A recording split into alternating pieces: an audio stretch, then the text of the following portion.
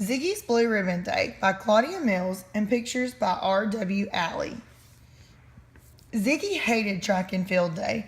He wasn't good at running races. He wasn't good at long jumping. He wasn't good at high jumping. He wasn't good at throwing balls. Ziggy was good at sitting still and drawing pictures, but there was no picture drawing event on track and field day. "All right," Miss Hanson said to her second grade class that morning. "What are the 3 important things for us to do today?" Janina waved her hand. "Do our best." Ziggy planned to do his best, but his best was worse than everyone else's best. His best was worse than Janina's worst. Natalie spoke next. "Cheer for everybody." "Even if they come in last," Kevin added. Sally turned toward the boys. "Even if they really stink," Buster shouted, without raising his hand as usual. Once Buster told Ziggy that his running really stank. Ziggy looked down at his desk. He had just finished drawing a castle with turrets and spires. Now he was starting a picture of a fire-breathing dragon.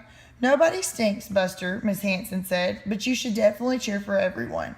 Ziggy planned to cheer. "There is one more important thing to do on track and field day," Miss Hanson said. "Does anyone know what it is?" Ziggy couldn't imagine. Pray for rain, maybe? "The most important thing to do on track and field day," Miss Hanson said, "is have fun." Well, at least Ziggy could do 2 out of the 3. When it was time to go outdoors, Miss Hanson's students lined up carrying their chairs. Taped to the back of every chair was an envelope. The envelope was to hold the ribbons, one in each event. There were 4 kinds of ribbons. Blue was best, then red, then gold, then silver. They called it silver, but it was really a dull, dismal gray.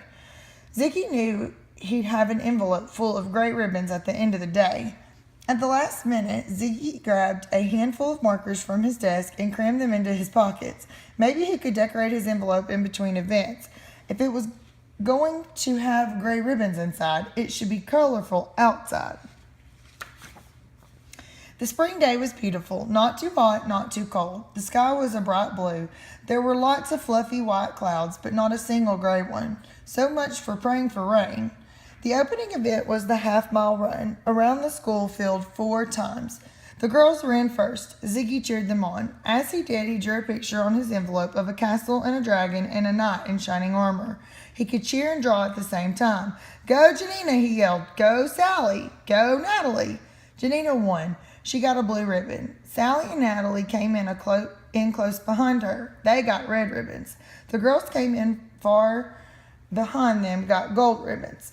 Finally came the girls who had to walk the last part of the race. They were red-faced and panting and close to tears. Gray ribbons.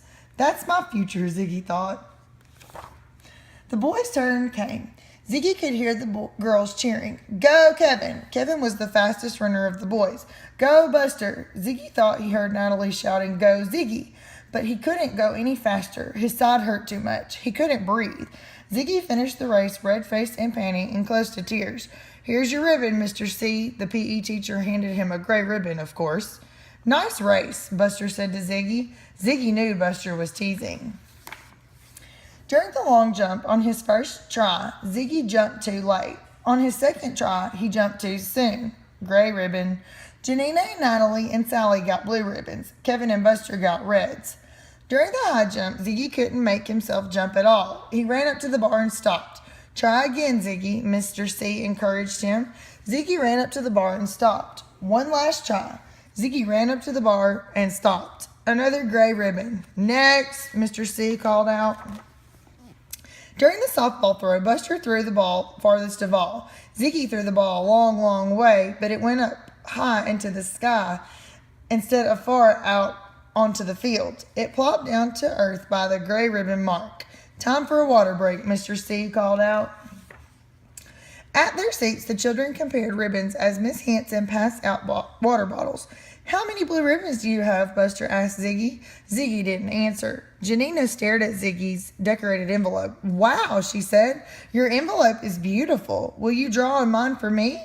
Ziggy hesitated. Did she really mean it? "I'll give you one of my blue ribbons." "Sure."